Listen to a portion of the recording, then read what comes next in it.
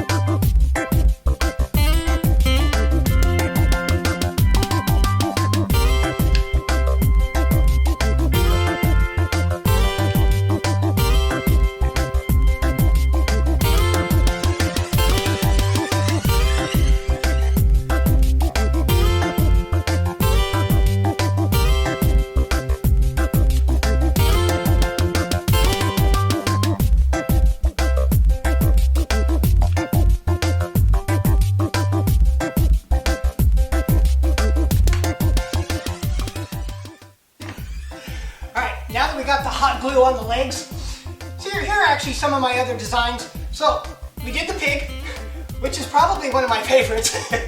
And of course, you know, that's almost equal to the apple, which a lot of people recommend my apple.